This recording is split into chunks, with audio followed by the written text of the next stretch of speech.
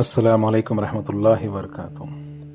آج ہم سب کی پریشانی ہے بڑھتی ہوئی مہنگائی۔ بے شک اسلام میں اس کا بہت پیارا سلوشن ہے۔ ویڈیو کو آخری تک دیکھیے کیونکہ اس میں کافی سارے پریکٹیکل اور اسلامک پوائنٹ آف ویو سے باتیں میں بتانے والا ہوں۔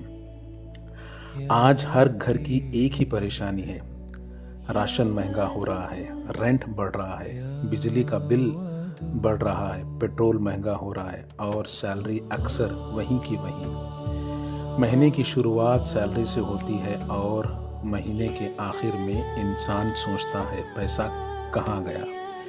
لیکن میرے بھائیوں اور بہنوں، اسلام ہمیں صرف پریشانی بتاتا نہیں، پریشانی کا راستہ بھی دکھاتا ہے۔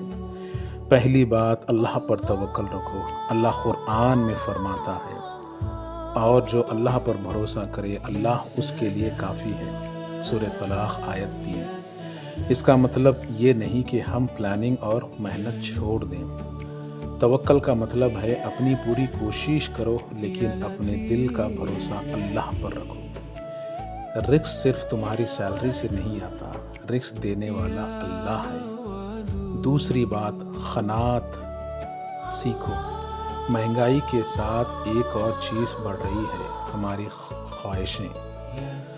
ہمیں ضرورت سے زیادہ چاہیے۔ دوسرے کے پاس نیا فون ہے، ہمیں بھی چاہیے۔ دوسرے کے پاس بڑی کار ہے، ہمیں بھی چاہیے۔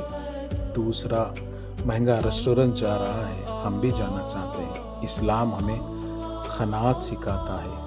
اللہ نے جو حلال اور جائز دیا ہے اس کی قدر کرنا۔ قناعت کا مطلب یہ نہیں کہ محنت کرنا چھوڑ دو۔ قناعت کا مطلب ہے میں محنت کروں گا، اپنی ضرورت پوری کروں گا، لیکن جو اللہ نے نہیں دیا اس کی وجہ سے اپنا سکون برباد نہیں کروں گا۔ تیسری بات، اسراف اور ویسٹیج سے بچو۔ اگر راشن مہنگا ہے تو فوڈ ویسٹ کیوں کرے؟ اگر بجلی مہنگی ہے تو بیکار لائٹ اور اپلائنسز کیوں چلائیں؟ اگر پیسہ مشکل سے آتا ہے تو صرف دکھاوے کے لیے خرچ کیوں کرے؟ اللہ قرآن میں فرماتا ہے، بے شک فضول خرچ کرنے والے شیطان کے بھائی ہیں۔ سورہ الاسر آیت 27۔ اس لیے بجٹ بنانا بھی سمجھداری ہے اور سنت کے مجاز کے مطابق سادگی اختیار کرنا بھی۔ چوتھی بات، حلال رزق کے لیے دعا اور محنت۔ مہنگائی کے وقت حرام کمائی کی طرف مت جانا۔ رشوت، فراڈ، دھوکہ، سود، ان رشتوں سے بچنا۔ چاہے رزق کم ہو، حلال رزق میں برکت ہوتی ہے۔ اپنی اسکلز امپروو کرو، ایکسٹرا حلال انکم کے راستے ڈھونڈو، اپنے ایکسپنسز کو کنٹرول کرو اور ساتھ اللہ سے رزق میں برکت مانگو۔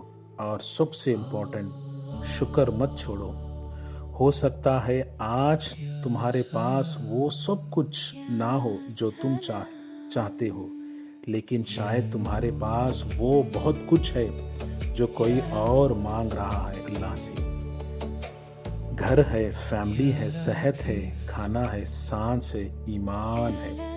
اللہ فرماتا ہے، اگر تم شکر کرو گے تو میں تمہیں اور زیادہ دوں گا۔ سورہ ابراہیم آیت 7۔